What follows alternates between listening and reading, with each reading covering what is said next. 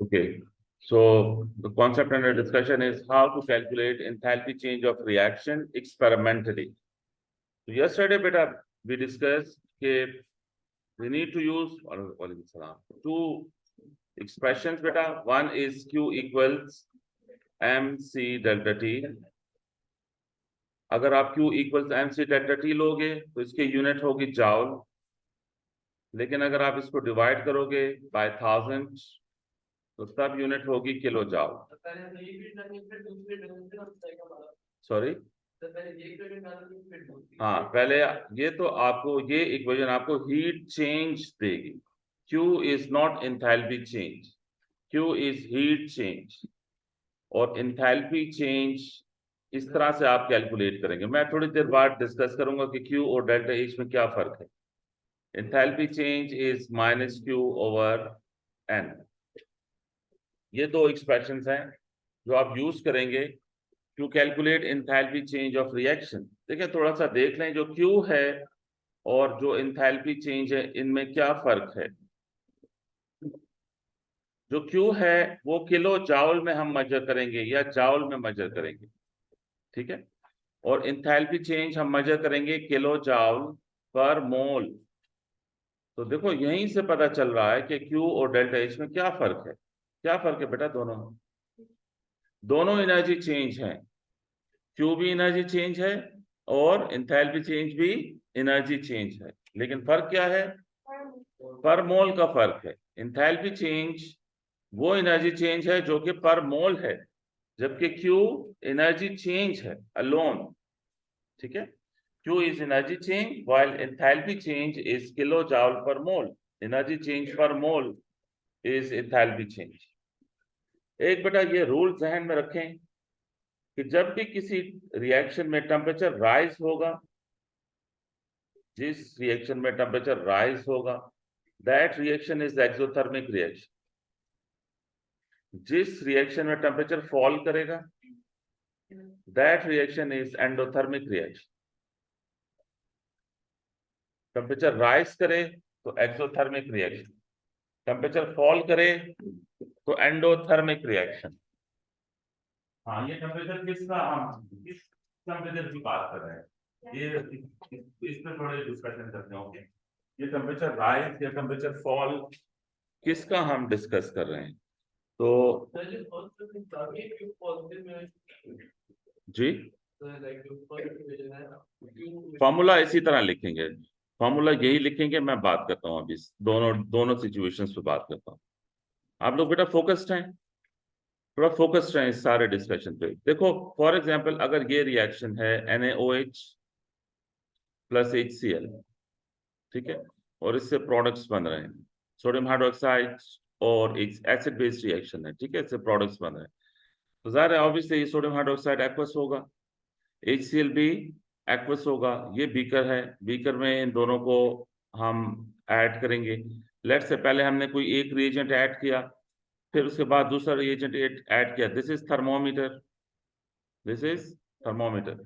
Late से पहले हमने सोडियम हाइड्रोक्साइड ऐड किया, तो हमारे पास सोडियम आयन और हाइड्रोक्साइड आयन आ जाएंगे यहाँ पे।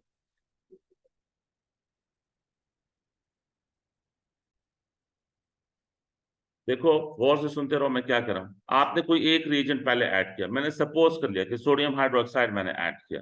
उसके बाद मुझे इनिशियल टेम्परेचर ले लेना चाहिए। यहाँ से मैं थर्मोमीटर से क्या मेजर करूंगा बेटा? इनिशियल टेम्परेचर मेजर कर लूंगा। ये सोडियम हाइड्रोक्साइड एक्वस है, मतलब वाटर है, वाटर में सोडियम आयंस हैं और हाइड्रोक्साइड आयंस हैं। उसके बाद मैं ऐड कर रहा हूँ HCl, उसके बाद मैं ऐड कर रहा हूँ HCl। जब HCl ऐड करूंगा तो फिर सोल्यूशन में होंगे H प्लस आयन और Cl नेगेटिव आयंस। अब ये वाटर है, उसमें ये आयंस हैं। अब इसमें रिएक्शन असल में किसके दरमियान होगा? रिएक्शन H प्लस और OH नेगेटिव का होगा। ये H प्लस और OH नेगेटिव ये आपस में रिएक्ट करेंगे। H प्लस रिएक्ट करेगा किससे? OH नेगेटिव से। उससे क्या बनेगा बेटा? H2O बनेगा। सोडियम आयन और क्लोराइड आयन स्पेक्टेटर आयंस हैं, ये रिएक्ट नहीं करेंगे, ये बस फ्लोट करेंगे उस मीडियम में। अब ये यहाँ पे रिएक्शन हुआ। अब जब ये रिएक्शन होगा आसपास वाटर है बेटा, इन आयंस के अराउंड क्या है, ये वाटर में फ्लोट कर रहे हैं ये आयंस, तो इन आयंस का सराउंडिंग क्या है, सराउंडिंग वाटर है। तो अगर ये रिएक्शन हुआ एक्सोथर्मिक, और H प्लस और OH नेगेटिव का रिएक्शन एक्सोथर्मिक ही होता है, तो हीट रिलीज होके सराउंडिंग में आएगी, सराउंडिंग तो वाटर है, सराउंडिंग वाटर है, तो वाटर वार्म हो जाएगा, हॉट हो जाएगा वाटर भी, और फिर जब वाटर हॉट होगा तो ये कंटेनर भी हॉट होगा, ये जो कंटेनर है ये हॉट हो जाएगा। अगर आपने हाथ टच करेंगे कंटेनर को तो आपको फील भी होगा अगर ज्यादा एक्सोथर्मिक रिएक्शन है। तो ये जो यहाँ पे किसी ने सवाल किया कि ये एनर्जी, ये टेम्परेचर राइज किसका किसका मेजर करेंगे, किसका बेटा टेम्परेचर राइज मेजर होगा? हाँ, इस जो रिएक्शन मिक्सचर है उसमें थर्मामीटर इंसर्ट किया हुआ, तो इस रिएक्शन मिक्सचर का टेम्परेचर हम मेजर कर रहे हैं। तो ये जब भी टेम्परेचर राइज होगा इसका मतलब है एनर्जी रिलीज हुई है। एनर्जी रिलीज किसने की है? रिएक्शन ने की है। रिएक्शन किसके दरमियान हुआ है? इन आयंस के दरमियान हुआ, आयंस में रिएक्शन हुआ, एनर्जी रिलीज हुई, रिलीज एनर्जी वाटर में गई, वाटर का टेम्परेचर राइज हो जाएगा। तो ये अब आप यहां से फाइनल टेम्परेचर नोट कर लेंगे। ठीक है, अब आप पूछे क्या कर रहे थे, क्या चीज? सोडियम आयन और क्लोराइड आयन ये स्पेक्टेटर आयंस होते हैं, ये तो ओ लेवल्स में बेटा कॉन्सेप्ट बिल्ट हुआ है। सोडियम आयन और सोडियम क्लोराइड डिसोसिएट होता है वाटर में, सोडियम आयन और क्लोराइड आयन आपस में तब कंबाइन होंगे जब सारा वाटर एवापोरेट होगा, तो आपके पास सॉलिड NaCl बनेगा। वाटर में सोडियम क्लोराइड डिसोसिएटेड फॉर्म में रहता है। ठीक है, अस्सलाम, ठीक हो गया। तो यहाँ टेम्परेचर राइज किसका हमने चेक किया बेटा? रिएक्शन मिक्सचर का चेक किया। अगर टेम्परेचर राइज हो रहा है तो फिर रिएक्शन एक्सोथर्मिक होगा, लेकिन अगर इसी रिएक्शन मिक्सचर का टेम्परेचर फॉल करता फिर रिएक्शन क्या होता बेटा? एंडोथर्मिक होता। ये पॉइंट क्लियर हुआ कि टेम्परेचर राइज या टेम्परेचर फॉल किसका चेक करेंगे? तो जब भी हम ये जो डेल्टा टी है, देख रहे हो बेटा ऊपर फॉर्मूला में, ये जो डेल्टा टी है इसके लिए हमने थर्मोमीटर इंसर्ट करना है। ये थर्मोमीटर हम किस में इंसर्ट करेंगे? रिएक्शन मिक्सचर में इंसर्ट करेंगे। ठीक हो गया, और फिर हम यहाँ नोट करेंगे अगर टेम्परेचर राइज हुआ तो आपको ये आइडिया होना चाहिए रिएक्शन एक्सोथर्मिक है, अगर टेम्परेचर फॉल हुआ तो आपको आइडिया होना चाहिए कि रिएक्शन एंडोथर्मिक है। ठीक हो गया। एक और बेटा पॉइंट सुने, आपने अगर ये लिख लिया है इसमें, इसमें बस ये रूल लिखें सिर्फ। हाँ, और ये Q और डेल्टा H जो बच्चे लेट आए बेटा वो देख लें, Q एनर्जी चेंज है, डेल्टा H भी एनर्जी चेंज है। फर्क क्या है? यूनिट का फर्क है, यानी एक एनर्जी चेंज पर मोल है, दूसरी सिर्फ एनर्जी चेंज है, पर मोल नहीं है, ये फर्क है। कन्वर्ट इस फार्मूला से होगी बेटा, Q डेल्टा H में कन्वर्ट बगैर इस फार्मूला के नहीं होगी। मोल से, लिमिटिंग मोल से डिवाइड करेंगे Q को तो वो पर मोल में जाएगी, वैसे नहीं कन्वर्ट होगी। अच्छा, अगली बात सुने, ये क्लास रिकॉर्डेड है, बाद में फिर आप देख लेना ऐसे जो नोट्स मिस हुए। अगली बात बेटा यहाँ पे सुने, Q इक्वल्स MC, चूंकि ये बेस है मैं इस पर ज्यादा टाइम लगाना चाह रहा हूँ। Q equals MC delta T, और दूसरा फॉर्मूला क्या था बेटा? एंथैल्पी चेंज किसके इक्वल है? -Q/N। मैं आपको दो सिचुएशंस दे रहा हूँ, ठीक है? ये एक सिचुएशन है केस 1, और फिर दूसरी सिचुएशन दे रहा हूँ केस 2। ये चीजें आपको प्रैक्टिकल में हेल्प करेंगी, ओके? तो सुनते रहें। अगर के इनिशियल टेम्परेचर है सपोज 20 डिग्री सेल्सियस, और फाइनल 20.0, टेम्परेचर को 1 डेसिमल पॉइंट तक लेना आपने, ठीक है? टेम्परेचर को 1 डेसिमल पॉइंट तक लेना, और फाइनल टेम्परेचर है 25 डिग्री सेल्सियस। बेटा आप बताओ कि रिएक्शन एक्सो है या एंडो है? डेल्टा टी क्या होगा? हाँ, आप ऐसे करते हैं ना, final minus initial. Final minus initial से क्या आएगा बेटा? 5 डिग्री सेल्सियस, 5.0 डिग्री सेल्सियस, ठीक है? नहीं, ये चेंज है ना, तो चेंज सेल्सियस में और केल्विन में सेम आएगा। चेंज जो है सेल्सियस में या केल्विन में सेम आएगा। केल्विन में अगर आप जाओगे तो पहले इसे केल्विन में चेंज करोगे, दूसरे वाले को भी केल्विन में चेंज करोगे, फिर डिफरेंस लोगे तो वो 5 ही आएगा। तो इतना लंबा करने की क्या जरूरत है, टाइम वेस्ट करने की जरूरत नहीं। जो चेंज है ना, टेम्परेचर चेंज, वो केल्विन में और डिग्री सेल्सियस में सेम होगा। अब अगर ये सिचुएशन होती कि इनिशियल टेम्परेचर, अच्छा इनिशियल टेम्परेचर होता 20.0 डिग्री सेल्सियस और फाइनल टेम्परेचर होता 15, फाइनल टेम्परेचर होता बेटा 15, अब बताओ डेल्टा टी क्या होगा? अब डेल्टा टी होगा -5.0 डिग्री सेल्सियस। अब ये रिएक्शन, बेटा डोर बंद करें, ये रिएक्शन एक्सो है या एंडो है? एंडो है। आप जरा लिखना छोड़ दें और देखें सामने। ये केस 1 के लिए ये Q equals M C, delta T आपके पास पॉजिटिव है ना? डेल्टा टी आपके पास क्या है बेटा? पॉजिटिव, +5 है ना, क्योंकि टेम्परेचर राइज हुआ। तो ये Q आपके पास पॉजिटिव आएगा, ठीक है। ये Q क्या आएगा? क्योंकि सब एम मैच तो पॉजिटिव है, मैच नेगेटिव हो सकता है, मैच पॉजिटिव है, सी पॉजिटिव है, डेल्टा टी भी पॉजिटिव है, 1000 भी पॉजिटिव है, क्यू पॉजिटिव आएगा।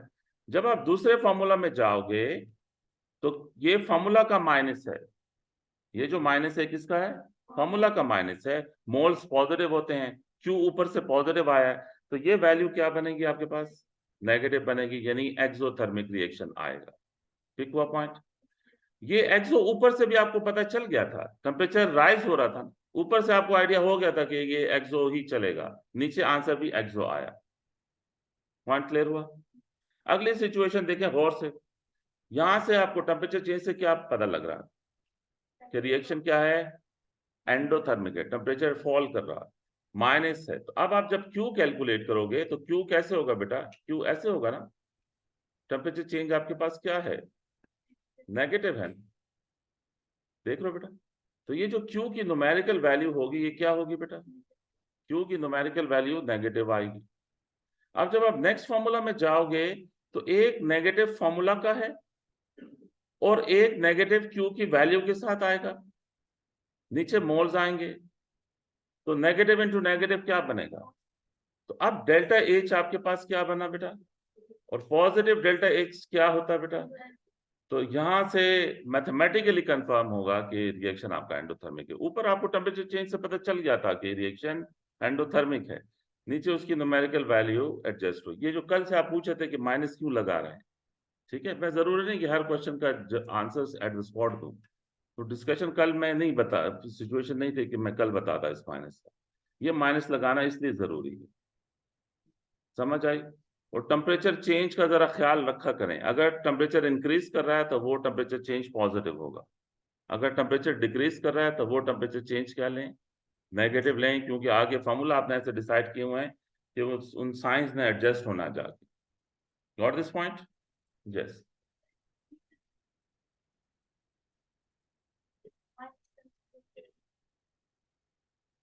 यानी ये माइनस साइन आप ऊपर ले जाएं, हाँ कर सकते हैं, फिर नीचे माइनस ना रखें, ठीक है कर सकते हैं। क्लियर हो गया बेटा? नोट करना तो कर लें जल्दी से।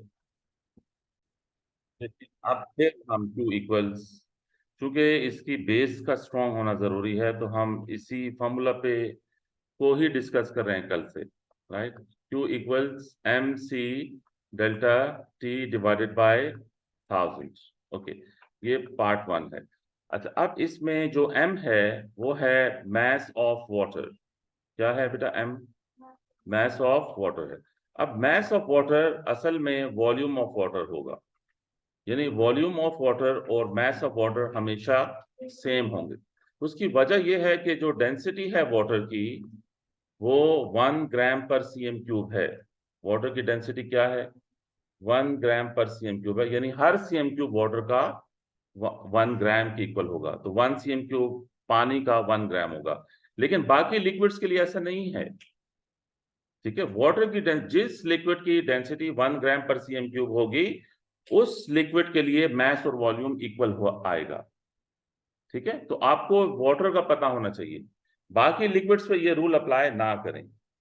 दूसरा बेटा कॉन्सेप्ट कल मैंने बताया था, दोबारा उसको सुन लें कि एक्वस सोल्यूशन का वॉल्यूम, ही mass होगा, volume of aqueous solution।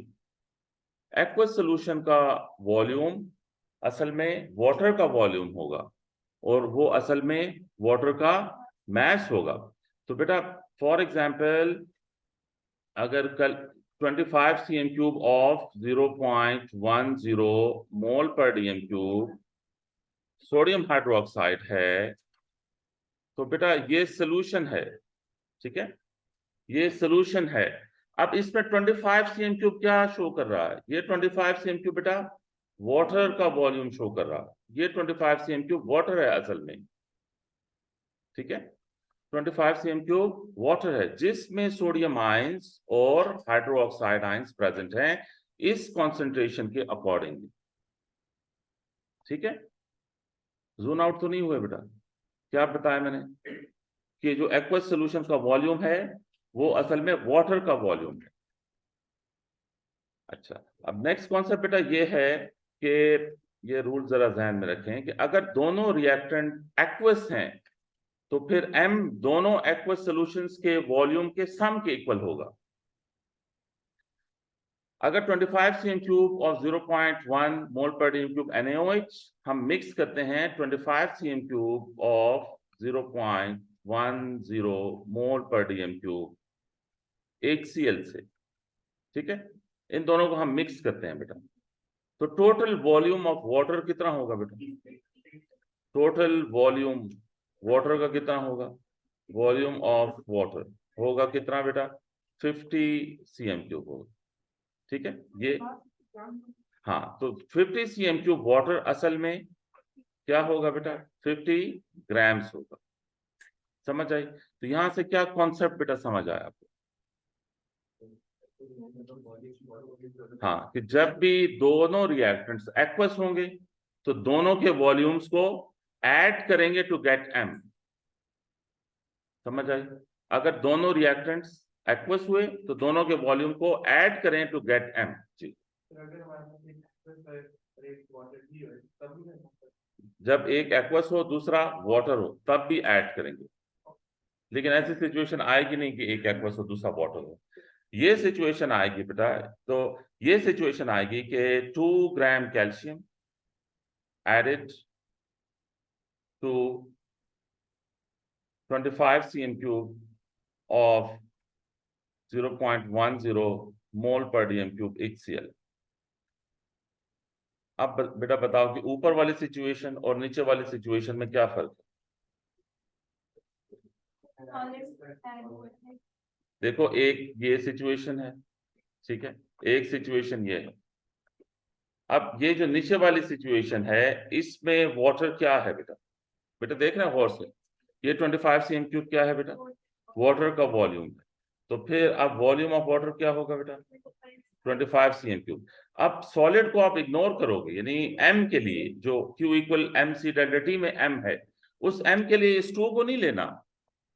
तो वॉल्यूम ऑफ वाटर अब क्या होगा बेटा? 25 cm क्यूब, और मैस ऑफ वाटर क्या होगा? 25 ग्राम होगा। मैस ऑफ वाटर कितना होगा बेटा? 25 ग्राम हो, ठीक है। इसको आपने 27 ग्राम नहीं लेना, 27 ग्राम नहीं लेना, ठीक है बेटा। बात समझ में आई? ये मैं लिखवा दूं ये पॉइंट्स, आई थिंक ये लिख लें।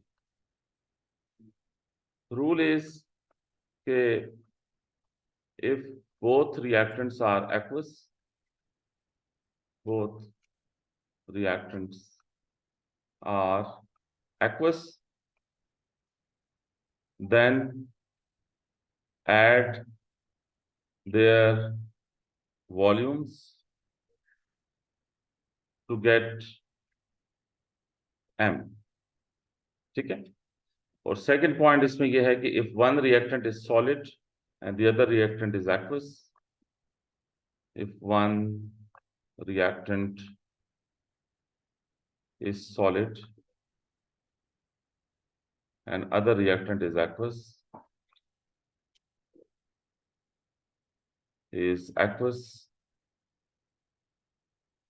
then volume of aqueous reactant will be m, volume of aqueous reactant will be M।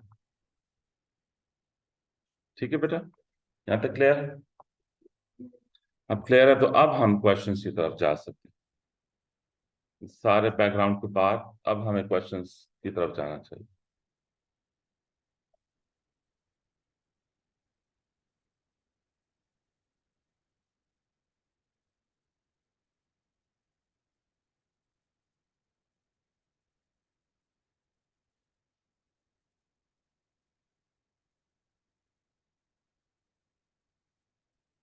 ठीक है बेटा, अब जो मैं क्वेश्चन लिख रहा हूँ ये जरूरी नहीं कि आप ये लिखें, इसको समझें। वर्कशीट में इस तरह के बहुत से क्वेश्चन आपको मिलेंगे। ये क्वेश्चन अब मैं लिख रहा हूँ एक, इस क्वेश्चन को मत लिखें, बस आप समझने पे फोकस करें। वर्कशीट में क्वेश्चन मिलेंगे आपको।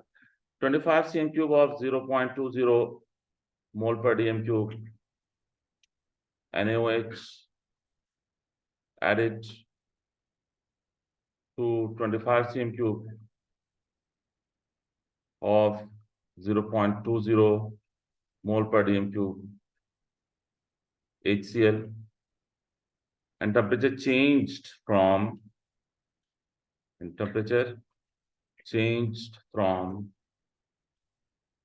15 degree Celsius to 25 degree Celsius. बेटा बताएं रिएक्शन एक्सोथर्मिक है या एंडोथर्मिक? एक्सोथर्मिक है। कैसे पता चला बेटा? अच्छा, तो अब बेटा अगर आपको कहें कि calculate enthalpy change, calculate enthalpy change of reaction, बस ये क्वेश्चन ना लिखें, ठीक है? ये वर्कशीट में इस तरह बहुत से क्वेश्चन मिलेंगे आपको। कैसे करना चाहिए बेटा एंथैल्पी चेंज?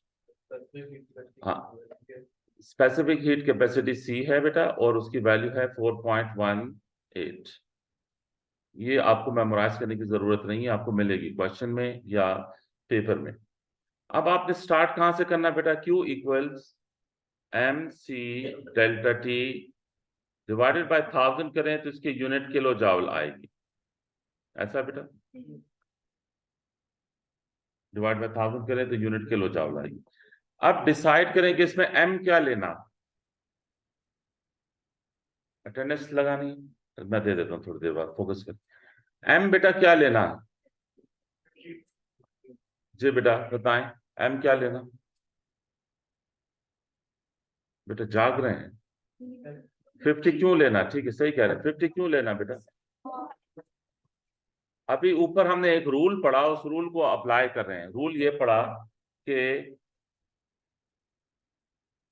पढ़ा कि अगर दोनों रिएक्टेंट एक्वस हैं तो दोनों के वॉल्यूम्स को ऐड करें टू गेट M। तो M आपके पास होगा 50, C क्या होगा बेटा? 4.18, डेल्टा T क्या होगा? +10। ठीक हो गया? और डिवाइडेड बाय 1000 करें तो दिस इज क्यू। बेटा किसी के हाथ में कैलकुलेटर है तो जल्दी से कर लें। 2.09 किलो जाउल, ये कैलकुलेट हो गया क्यू बेटा। लेकिन हमने क्या कैलकुलेट करना था? Enthalpy change. एंथैल्पी चेंज के लिए फिर आप क्या करें बेटा? -Q/N, तो -2.09 बेटा। और N कल बताया था कि लिमिटिंग रिएक्टेंट्स होंगे। N बेटा क्या होगा? लिमिटिंग रिएक्टेंट होगा। अब दोनों रिएक्टेंट ही लिमिटिंग हैं, दोनों नहीं, ऐड नहीं करना। दोनों रिएक्टेंट लिमिटिंग इसलिए हैं कि NaOH और HCl में रिएक्शन 1:1 में होगा। ऐसा है ना बेटा? क्या बनेगा बेटा इससे? NaCl + H2O बनेगा। तो देखें दोनों में जो रेशो है वो क्या है? 1:1 है। तो अगर रिएक्टेंट में 1:1 हो तो जिसके मोल कम होते हैं वो लिमिटिंग होता। तो मोल तो दोनों के सेम है, तो जब सेम है तो दोनों ही लिमिटिंग है। तो दोनों में से किसी एक के मोल लें, दोनों के मोल नहीं लेंगे, किसी एक के मोल ले लें। तो मोल कैसे आप कैलकुलेट करते हैं? जब कॉन्सेंट्रेशन गिवन हो, जब वॉल्यूम गिवन हो। क्या बेटा? जब कॉन्सेंट्रेशन गिवन हो, जब वॉल्यूम गिवन हो। तो मोल कैसे कैलकुलेट करते हैं?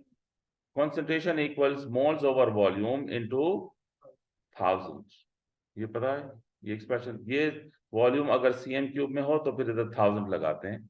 ये 1000 असल में V के नीचे होता, ये 1000 असल में cm³ को dm³ में कन्वर्ट करता। तो अब इसको बेटा अप्लाई करें। कॉन्सेंट्रेशन कितनी थी? 0.20 मोल्स कैलकुलेट करने हैं। वॉल्यूम कितना था बेटा? 25 था इंटू 1000, इसको करें सॉल्व, ये आएगा, somebody should solve it बेटा। 25 4s are 140, 0.005, ये बेटा मोल्स बने। जब जब दोनों रिएक्टेंट लिमिटिंग हो तो किसी एक के मोल ले लें। जी जी जी बेटा, हाँ जरूरी, क्योंकि कॉन्सेंट्रेशन की जो यूनिट है ना वो मोल पर डीएम क्यूब है। इधर जो डीएम क्यूब है उस तरफ भी डीएम क्यूब होना चाहिए। इक्वलिटी की एक तरफ डीएम क्यूब है तो दूसरी तरफ भी डीएम क्यूब होना चाहिए। जी बेटा, और कोई क्वेश्चन था? तो यहाँ मोल्स प्लेस करें बेटा, तो अब ये किलो जॉल पर मोल आएगा आंसर। अब इससे जो भी आंसर होगा दैट इज इन किलो जॉल पर मोल। क्या आ रहा है बेटा? 480, 418, 418 आ रहा है बेटा, ये कह रहे हो? ओके, 418 किलो जॉल पर मोल। समझ आई? अब इस तरह वर्कशीट में आपको क्वेश्चंस मिलेंगे, थ्योरी में भी आएंगे, एमसीक्यूज में भी आएंगे, और प्रैक्टिकल में भी ये कैलकुलेशन करनी पड़ेगी आपको। ये कैलकुलेशन प्रैक्टिकल्स में भी मिलेगी आपको। ठीक हो गया? इसको लिखने की जरूरत नहीं थी, पिक्चर ले लो चलो, क्योंकि इसके बाद मैंने सीधा वर्कशीट पे जाना और ये क्वेश्चंस वहां पे करवाना। ओके, अब बेटा अगर क्वेश्चन ये हो तो आपने कैसे डील करना है?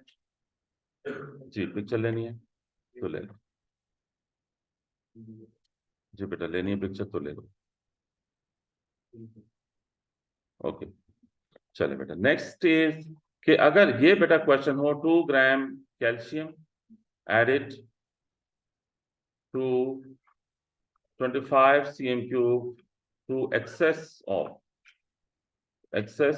25 cm cube to excess of 25 cm cube of 0.20 mole per dm cube HCl। ठीक है, और temperature change let's say 20 degree Celsius है, गिवन है। ये पॉजिटिव है, मतलब टेम्परेचर इंक्रीज हुआ है, और C 4.18 है। अब बेटा बताओ कि अगर मैं Q equal MC delta T use करूं, 40 है बेटा, रिएक्शन ये होगा, कैल्शियम रिएक्ट करेगा HCl से लाइक दिस, तो क्या बनेगा बेटा? Calcium chloride plus hydrogen gas. अब बताओ मुझे कि Q equals MC delta T में मुझे M क्या लेना चाहिए? 25 या 27? 25, क्योंकि रूल ऊपर क्या पड़ा बेटा कि हम ये M वाटर का मैस है, तो ये 2 ग्राम वाटर तो नहीं है ना, ये जो 2 ग्राम है ये वाटर तो नहीं है ना, तो इससे M नहीं ले सकते। वाटर ये है, ये 25 cm क्यूब जो है ये वाटर है, क्योंकि इस 25 cm क्यूब में HCl पड़ा हुआ, ये HCl वाटर में असल में पड़ा हुआ। तो ये 25 हो गया वाटर का मैस 4.18, और डेल्टा T 20 है डिवाइडेड बाय 1000। ये क्या हो गया बेटा? क्यू हो गया। क्या है बेटा? 2 पॉइंट, ओके, किलो जॉल। ये क्यों हो गया बेटा? अब थोड़ा सा सुने कि एंथैल्पी चेंज किसके इक्वल है बेटा? -Q ओवर N, और N क्या होगा बेटा? लिमिटिंग रिएक्टेंट के मोल्स होंगे। अब लिमिटिंग रिएक्टेंट कौन सा वाला है? ये कैसे पता चला कि कैल्शियम लिमिटिंग है? हाँ, यहाँ स्टेटमेंट में गिवन है कि HCl एक्सेस में, HCl एक्सेस में है तो कैल्शियम लिमिटिंग हुआ। अब कैल्शियम के मोल कैसे कैलकुलेट करेंगे? मोल इक्वल्स मैस ओवर AR। ठीक है, कैल्शियम जो कि एलिमेंट है इसका AR होगा, मैस कितना है? 2 ग्राम है, और कैल्शियम का AR 40.1 है। ठीक है, 40 पॉइंट, पीरियोडिक टेबल से आप देखेंगे AR, तो इसको कर लें सॉल्व, और फिर बेटा ये होगा -Q इज 2.09 और डिवाइडेड बाय 2 डिवाइड बाय 40.1, तो सॉल्व कर लें, जो भी हो दैट इज इन किलो जॉल पर मोल। समझ आ गई बेटा? कॉन्सेप्ट क्लियर हुआ? दोनों कैसे? नहीं, दोनों नहीं हो सकते, दोनों एक्सिस में कैसे होंगे?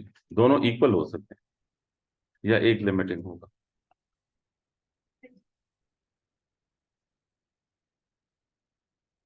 कॉन्सेंट्रेशन होती ही उसकी है जो एक्वस, जो एक्वस नहीं है उसकी कौन।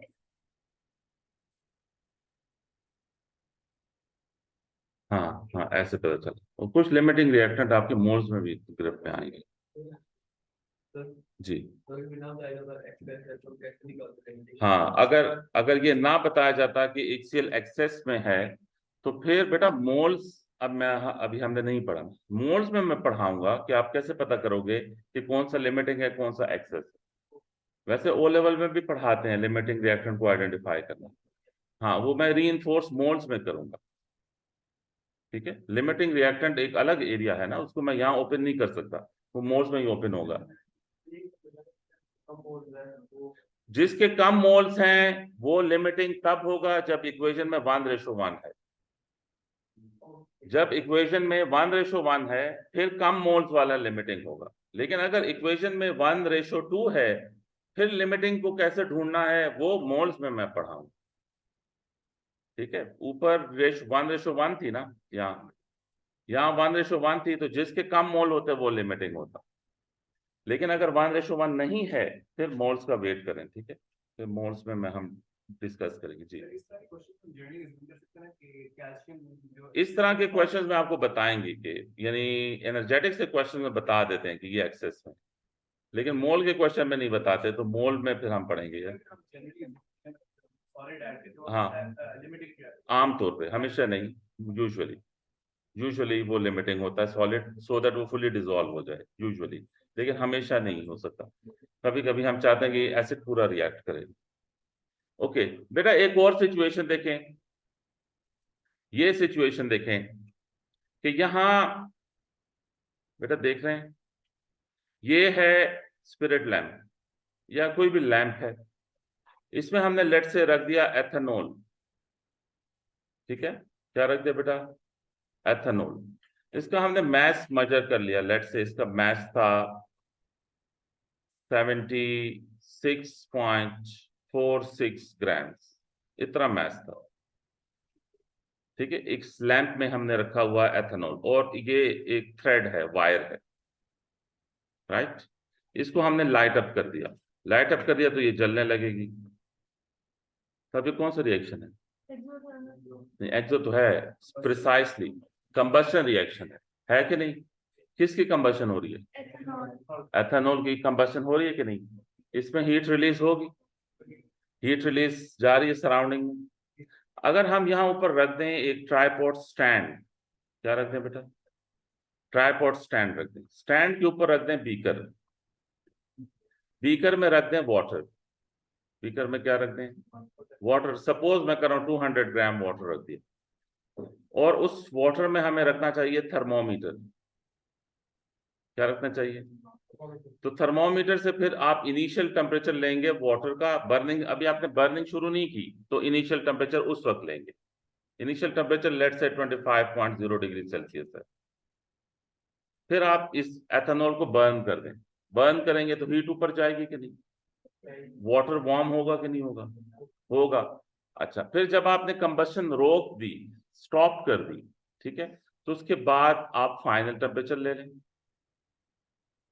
फाइनल टेम्परेचर लेट से 35 डिग्री सेल्सियस है, और ये एथेनॉल का इनिशियल मैस इतना था, यानी कंबशन से पहले एथेनॉल का मैस इतना था, और जब कंबशन हो गई आपने एथेनॉल का बाद में मैस फाइंड किया, तो फाइनल मैस एथेनॉल का था 76.00 ग्राम्स। ठीक है, इस डेटा को इंटरप्रेट करें। क्या आपके जहन में आ रहा है कि कितना मैस एथेनॉल का बर्न हुआ, मैस ऑफ एथेनॉल कितना बर्न हुआ है बेटा, 0.46 ग्राम। डज इट मेक सेंस बेटा। और डेल्टा टी आपके पास क्या है, प्लस 10.0 डिग्री सेल्सियस। अब इस केस में ये कोई क्वेश्चन है इसमें, नहीं है। अच्छा, अब इस केस में बेटा Q equal MC delta T जब लगेगा तो M आप क्या लोगे, Q equals MC delta T में आप M क्या लोगे बेटा, 200 लोगे। ये M वाटर का मैस होगा, ये एथेनॉल का मैस नहीं हो सकता। क्योंकि आप टेम्परेचर किसका आपने मेजर किया है? टेम्परेचर चेंज वाटर का ना। सी आपने किसका यूज किया है? वाटर का। तो टेम्परेचर चेंज वाटर का है, सी वाटर का है, तो एम लीटर वाटर का होगा। तो एम इस केस में क्या होगा बेटा? 200। सी इस केस में क्या होगा? 4.18। डेल्टा टी कितना होगा बेटा? 10 होगा, डिवाइडेड बाय 1000। इससे तो क्यू आ जाएगा। ठीक है, क्यू क्या आया बेटा? 8.36 किलो जॉल। अब बेटा डेल्टा एच के लिए क्या करना है? Minus Q over N. तो क्यू क्या है बेटा? 8.36। अब बताओ कि मोल्स किसके लेंगे? एथेनॉल के। क्या आप कंफर्म है कि एथेनॉल लिमिटिंग रिएक्टेंट है? कैसे आपको पता कि एथेनॉल लिमिटिंग रिएक्टेंट है? क्योंकि कंबशन रिएक्शन में ऑक्सीजन एक्सेस में होता। ये कंबशन रिएक्शन था ना। इसको आप यहाँ सी भी लिख सकते हैं, ये enthalpy change of combustion calculate हुई। और इसमें एथेनॉल हमेशा लिमिटिंग यानी कंबशन में वो ऑक्सीजन एक्सेस में होगा। तो एथेनॉल का आप मोल्स कैसे कैलकुलेट करेंगे? Mass over MR. एथेनॉल का मैस कितना बर्न हुआ था? 0.46। और एथेनॉल का एमआर 46 है आई थिंक। तो क्या होगा बेटा? 0.01। तो ये 0.01 इधर प्लेस करें and what ever it get. बेटा क्या इससे बनेगा? 836 माइनस 836 किलो जॉल पर मोल। जी जी। क्या चीज? हाँ, जो एनर्जी मिलेगी या एब्जॉर्ब या रिलीज हो, वाटर में एब्जॉर्ब या रिलीज हो। एथेनॉल में थर्मोमीटर एडजस्ट नहीं कर सकते ना। ये सारी अरेंजमेंट थर्मोमीटर हम किस में एडजस्ट कर रहे हैं? जो भी हो, ये हमेशा थर्मोमीटर वाटर में ही पड़ा हुआ है। ठीक है, थर्मोमीटर वहां थर्मोमीटर वो अरेंजमेंट हो नहीं सकती ना। आप थोड़ा सा सोचे तो आपको आंसर मिल जाएगा। यस बेटा, ये देखें इस क्वेश्चन को कैसे करना है अटेम्प्ट।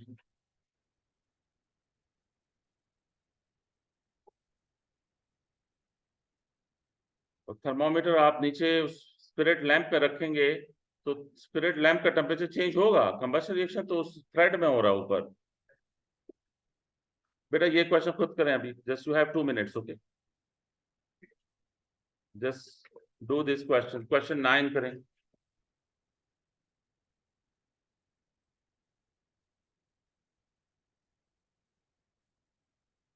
जस्ट टेक बेटा, इसमें जरूर नहीं कि आप लिखें, जस्ट कैलकुलेटर उठाएं और कुछ की वैल्यूज लिखें और सॉल्व करें इसे।